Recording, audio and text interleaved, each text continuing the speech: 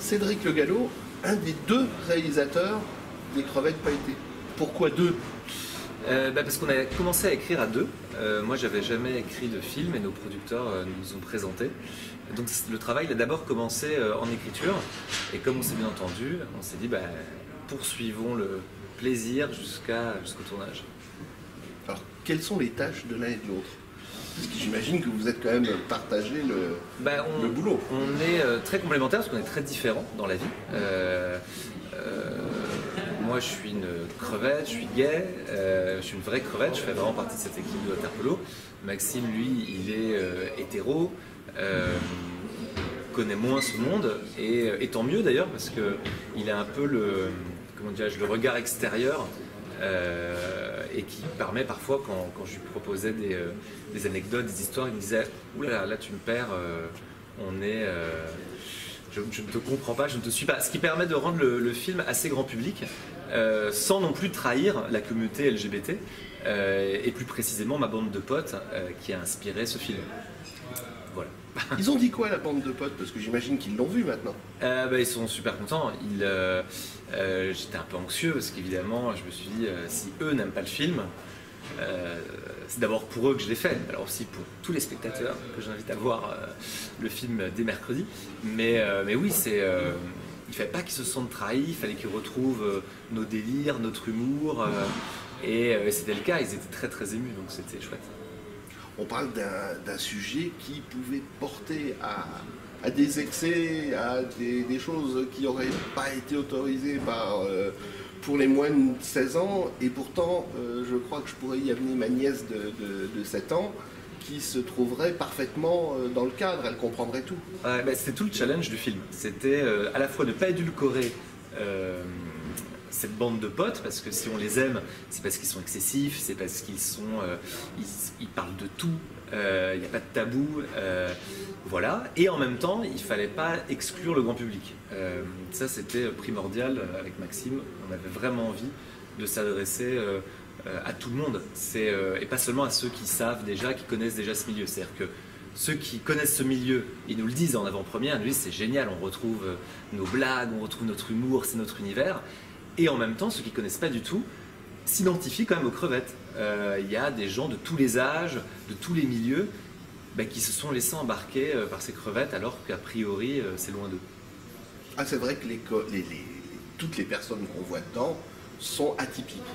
On peut dire atypiques. Ça dépend desquels. Il y en a qui sont un peu plus... il y a des personnages qui sont un peu plus hétéronormés, entre guillemets. Il y a le père de famille qui est marié, casé, fidèle, avec ses enfants. Et lui, par exemple, peut-être que les hétéros, on va dire, qui ont des familles, vont s'identifier à ce père de famille-là, qui est en couple avec un homme, mais qui est un père de famille avec ses problèmes de père de famille. Donc voilà, et puis ceux qui sont plus festifs vont, ou plus jeunes d'ailleurs, vont s'identifier peut-être un peu plus au personnage du jeune fêtard dragueur. Voilà, ça, je pense que ça dépend de... Ça va au-delà de la sexualité, je crois, ça dépend des personnalités. Si ça se trouve, il y a des gays qui vont s'identifier au coach parce que le coach a une vie très rangée, très cadrée. Et voilà, tous les gays ne se ressemblent pas et tous les hétéros ne se ressemblent pas. Donc il y a vraiment une galerie de personnages où on peut aller piocher un peu partout pour se trouver, je pense. Le coach qui est l'hétéro du groupe. Le coach qui est l'hétéro du groupe et qui a tenu des propos homophobes, ça commence comme ça. Après, on va se rendre compte que c'est plus compliqué que ça, il n'est pas vraiment homophobe, c'est surtout qu'il est ignorant en fait. Mais c'est vrai que l'ignorance, c'est souvent le terrain de l'homophobie justement, ça commence comme ça. Quels ont été les moments les plus difficiles quand tu as voulu retranscrire ce que tu avais vu? Est-ce que tu as été au Gay Games? Bien sûr, moi ça fait 8 ans que je fais partie de cette équipe de water polo, donc bien sûr on était non seulement au Gay Games qui était à Paris en août dernier, mais en plus on les a organisés, c'est-à-dire qu'on a organisé l'épreuve de water polo avec mes copains, il y avait 600 poloistes du monde entier qui étaient là, et on a tourné le film dans la vraie cérémonie d'ouverture des Gay Games qui était au stade Jean-Bouin. Dans le film on fait croire que c'est en Croatie, mais en fait c'était en France. Petite astuce de tournage. Oh bah oui. Et voilà, et c'est vrai que on avait on avait 10 000 athlètes du monde entier qui étaient là. Moi, j'avais ma vraie équipe qui défilait au milieu. Alors moi, je pouvais pas défiler. J'étais un peu frustré parce que j'étais en train de tourner un film. Mais voilà, on avait mis nos acteurs au milieu et c'était très émouvant parce qu'on voyait des délégations entières extrêmement festives, les États-Unis qui défilaient État par État, il y avait des milliers de personnes, c'était dingue. Et puis à côté de ça, il y avait des délégations qui étaient toutes petites, notamment dans des pays où on n'a pas le droit d'être homosexuel, où c'est puni par la loi, parfois condamné par la peine de mort. Brunei. C'était, ouais, mais par exemple l'Égypte, donc un pays pourtant qui nous semble proche, où on va en vacances, voilà. Et l'Égypte, le mec était tout seul, il avait son panneau Égypte, seul. Et là, on a le sang qui se glace, on se fige, et ça nous rappelle la réalité politique. Et c'est un peu l'image du film, cette journée-là. C'est pour ça qu'elle est très émouvante. C'est-à-dire qu'en 2 heures de cérémonie d'ouverture, on avait un condensé d'émotions. On avait de la joie, on avait de la folie, on avait des déguisements, on avait des gens extrêmement joyeux, qui chantent, qui dansent, qui sont torse nus, qui sont pailletés.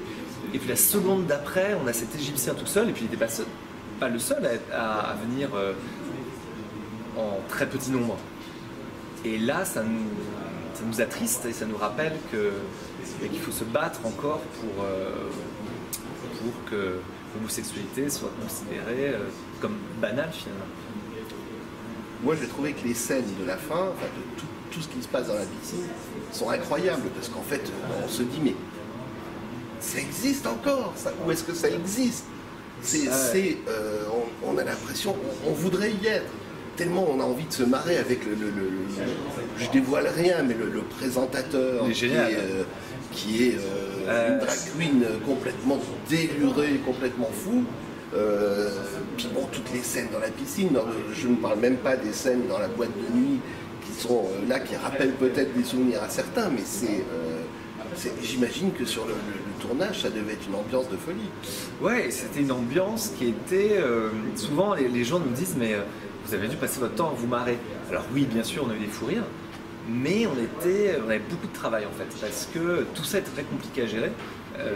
C'est-à-dire que la scène dont vous parlez, c'est effectivement un drag queen sur un plongeoir, des acteurs dans l'eau dans des piscines où ils ont pas pied, ils ne nous entendent pas parce qu'ils ont des casques, ils ont en face d'eux des équipes de water polo, en plus les Croates sont très bons, c'est des mecs vraiment balèzes, on a 200 figurants dans les gradins, tout ça en croate, en anglais, un peu en français, parce qu'on travaille avec des équipes locales, hein, c'est comme ça que ça se passe quand on tourne à l'étranger.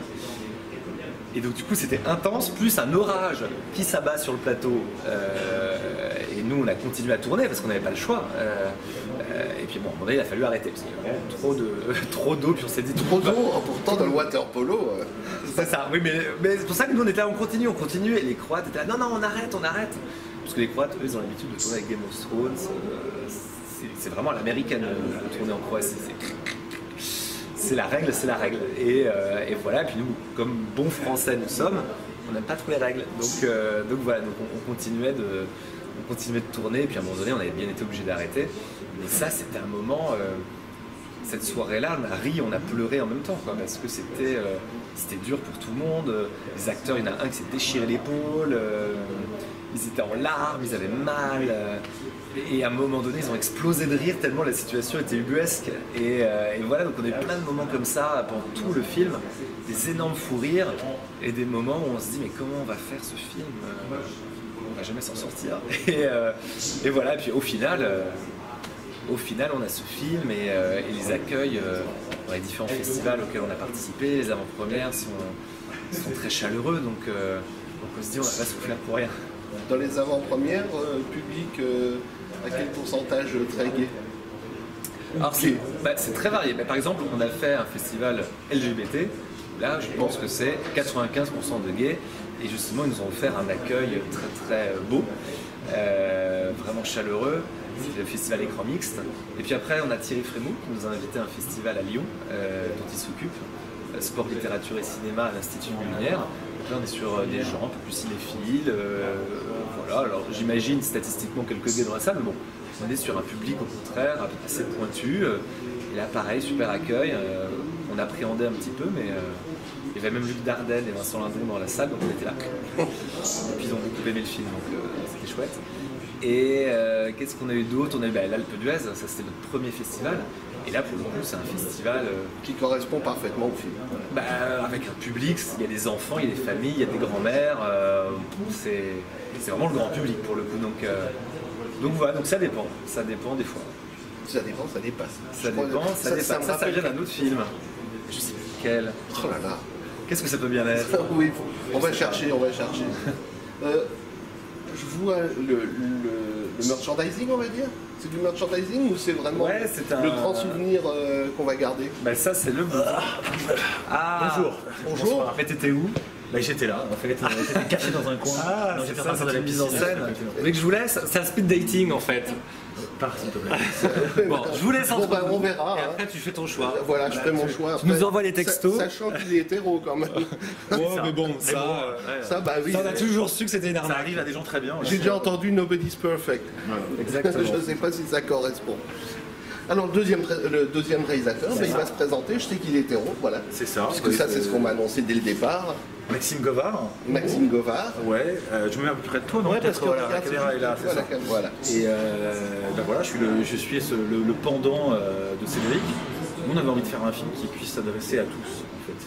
On ne voulait pas faire un film, une comédie gay pour un public uniquement gay. On voulait faire un public, voilà, quelque chose de très grand public. Donc du coup, moi j'étais un peu Cédric était le garant de l'authenticité du film, par rapport à son équipe, par rapport à son univers. Et moi, j'ai essayé de faire en sorte qu'on puisse avoir un œil extérieur pour ouvrir au maximum le film à un public de comédie classique et surtout que les gens puissent découvrir un peu cette équipe et puis une partie de la communauté à travers ça en étant guidé un petit peu, installé à l'intérieur. Comment tu as trouvé ces comédiens? Je dis pas si je veux pas savoir s'ils sont gays ou non, c'est pas du tout la question. Tu les as trouvés comment pour qu'ils correspondent à ce que pouvait attendre le deuxième réalisateur, puisque c'est quand même lui il raconte une partie de sa vie et toi tu débarques. Après on a très vite, lui ils sont 30 dans la vraie équipe. Donc, du coup nous on a réduit ça sur un archétype de 8-9 personnages et ensuite on a essayé de trouver l'énorme luxe qu'on avait dit dès le début, on veut faire une comédie fraîche. Donc on ne veut pas les comédiens surexposés médiatiquement, on ne veut pas des gens trop connus. Donc on s'est dit, voilà, on a discuté avec Universal, ils nous ont dit, bon, allez-y, partons sur des comédiens qui vont nous permettre de faire encore plus croire à l'équipe parce qu'on n'aura pas l'impression de voir des comédiens interprétant un rôle, mais on aura peut-être l'impression de voir la vraie équipe. Et donc on avait vraiment isolé des archétypes de personnages, on a vu beaucoup de gens en casting, et puis il y a des gens qui se sont révélés, on dirigeait très peu le casting pour voir ce que les gens dégageaient d'eux-mêmes, comment ils appréhendaient ce rôle-là. Et puis on a pris celui qui correspondait à chaque fois le plus au rôle, même dans sa personnalité de comédien. Donc voilà. Ça s'est fait de façon assez longue et naturelle. Il y a eu beaucoup de difficultés sur le tournage, enfin je parle de difficultés techniques. Ah ouais, il y a eu beaucoup de difficultés techniques qui font des contraintes humaines, parce que quand vous devez tourner dans l'eau, c'est extrêmement long, c'est éprouvant. Pour nous, il y a beaucoup de matériel, il y a souvent des retards de temps. Pour les comédiens, c'est passé 7, 8, 9, 10, 11, 12 heures dans l'eau. Donc à un moment, ils sont épuisés, c'est un film de groupe. Ils ont des bonnets de water polo sur les oreilles, donc du coup, en fait, ils n'entendent pas avec le bruit de l'eau quand on leur parle. Donc c'est vrai que ça a été un vrai challenge, on le savait à la base. Ça a été un challenge technique, ça a été un challenge humain, parce que voilà, quand les gens sont fatigués, qu'il est 2 h du matin et que vous êtes toujours dans une piscine parce qu'on n'a pas fini les plans, et il faut continuer, il faut réussir à les encourager, puis en même temps à tenir bon le cap malgré le fait qu'ils soient fatigués. Donc ça nous a permis parfois de nous disputer un peu, et on s'est toujours réconciliés, et ça fait que le tournage a été à l'image du film, c'est-à-dire une formidable histoire d'amitié avec des engueulades et des réconciliations tous les soirs. Voilà, ça fait maintenant 1 an et demi entre le tournage, la promo du film, etc., le casting, la préparation, on vit tout le temps avec les comédiens. Donc c'est devenu une bande de copains entre eux, nous on est amis avec eux. Moi Cédric c'est devenu un de mes meilleurs amis parce qu'on passe notre vie ensemble depuis 3 ans. C'est lequel des deux qui est le plus fan de Priscilla? Malheureusement, je crois que c'est les deux en fait. Mais, ouais, mais parce qu'en fait, Priscilla, tout le monde l'a vu. Vraiment, tout le monde l'a vu. La grand-mère a vu Priscilla. Donc, on va expliquer pourquoi dans 2 secondes. Hein. Ouais, non, mais parce que en fait, Priscilla, on n'a pas volontairement voulu s'en inspirer, mais je crois que c'est très compliqué de ne pas y faire référence. En tout cas.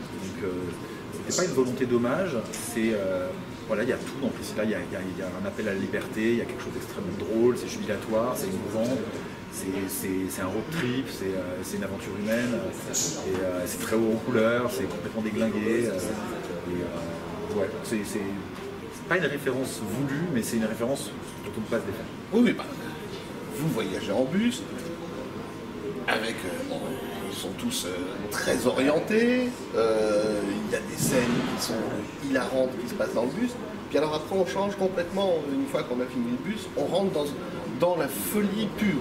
Bah, on était fan de plein de films de bus en fait, évidemment Priscilla, mais après il y a aussi Little Miss Sunshine, on pourrait citer Captain Fantastic, on pourrait citer Almost Famous, voilà, tous ces films de groupe, parce que quand il y a bus, ça veut dire qu'il y a beaucoup de gens à l'intérieur, donc c'est souvent un groupe, quand ils se déplacent en voiture.